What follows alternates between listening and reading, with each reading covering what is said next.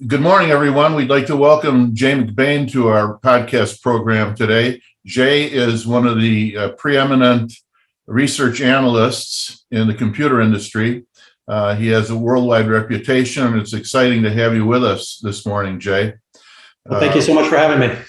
I think we've probably known each other at least 5 years. We may have met here, there, somewhere, like a BAPTI conference or some type of event. And I know you and I talked prior to me having my company acquired by 360 Insights. We were delighted that you were able to feature MTC Performance at that time as part of your channel incentive infrastructure matrix. So that was kind of nice. We had a chance to show you our platform.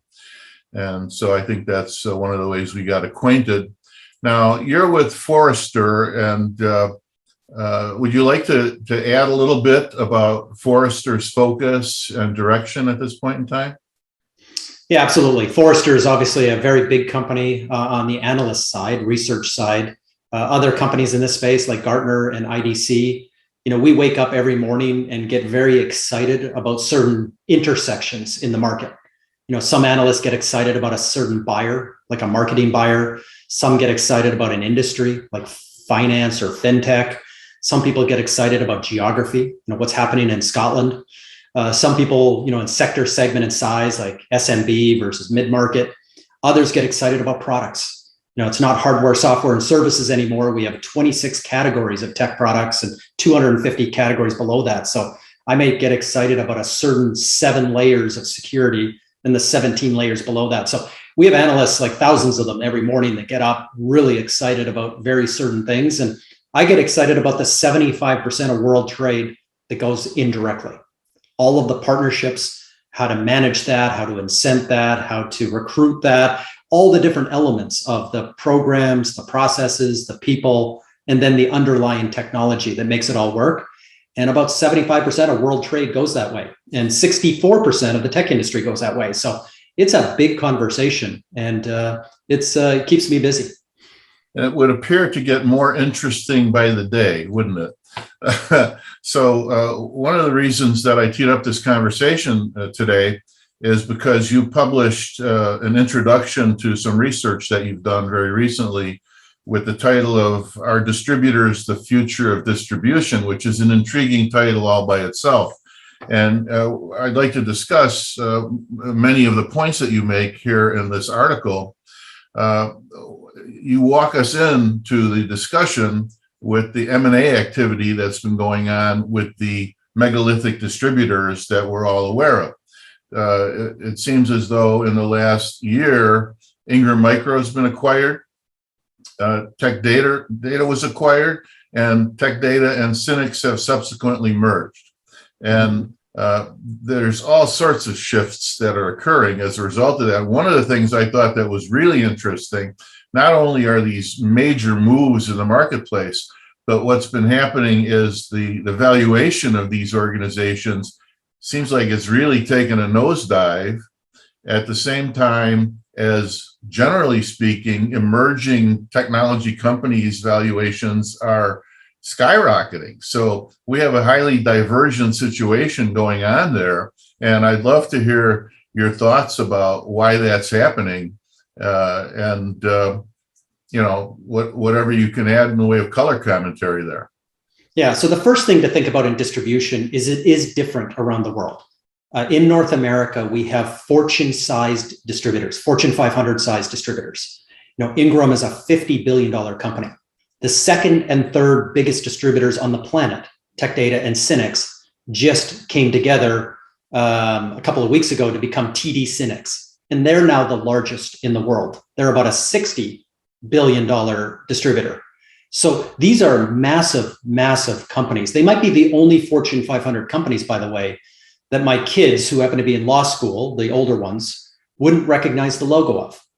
They're the size of, these big companies like McDonald's and Nike and stuff, but, they've been hidden to the consumer for almost 40 years. If you go over to Europe, there's 75 countries in EMEA, and you look at that, there's 150 value-added distributors that carve up that space by language, by geography, by currency, by tax, all the different levels. It's a much different market than having these Goliath-sized distributors. And then when you move over into Asia Pac, talking about China, and I worked for Lenovo for a number of years, a Chinese-based company, looking at the distribution in China versus Japan is just oil and water, completely different.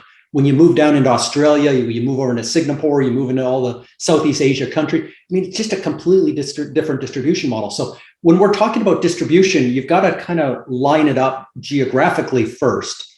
But second is you look at the valuation, like you said. These companies, most of them were taken private. They were public companies. And when Ingram was taken private, and they changed hands a few times, it was almost to 10 cents to the dollar.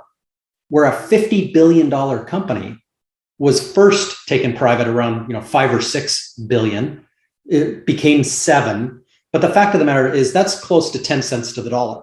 When you look at this big $60 billion company that was created, TD SYNNEX, it was created for about $7 billion. So again, it's on the other side of what we normally see in acquisitions in the tech space. The big SaaS companies today, and when Slack gets acquired by Salesforce, and we get to see these things in the news, these are at 10-time multiples, if not more. So we're talking 10x versus 10 cents. And it's just orders of magnitude difference of moving products through a supply chain, through logistics, through credit and capital facilities, and then out, distributing atoms and bits is just a different business model valued by investors differently. Well, even given that, I would say probably 10 years ago, it wouldn't have been that extreme. So there's probably some serious deflation going on in the valuation. And what's the underlying cause of that? Well, that's the report that we're talking about today. Is there's a number of headwinds. And people joke around, and if you talk to the GTDC, the Global Distribution Council Association of Distributors, I mean, for 40 years, people have been talking about the end of distribution. And I want to set it clear that no one is talking legitimately about the end of distribution. It plays an incredibly important role. And what we're talking about here, though, is almost everything we research at Forrester, the future buyer, the future way money's going to change hands, this future of work, this future of B2B and B2B to C, and all these different elements, these galactic research projects, all come back to be headwinds on distribution. So it's not an end of life conversation. It's a big reorganization or transformation of the value they bring to market, and the recommendations that we'll get to at the end are different than what we would have heard of in the last 40 years of talking about distribution. It's not direct versus indirect. It's not, what we would have heard in the past. There's some larger things at play here. And I list, 10 of them that are all true. There's not a valid argument against these 10 trends. Most people would agree with them. And when you add them all up together, you start then having the conversation. Are distributors really the future of distribution? And it created controversy because it's a clickbait title.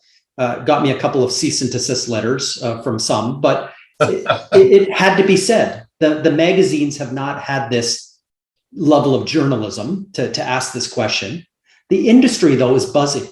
We get to talk to 10,000 channel chiefs at Forrester, and it's buzzing. These conversations are being had, and these are legitimate questions of where the value is and how to take it forward.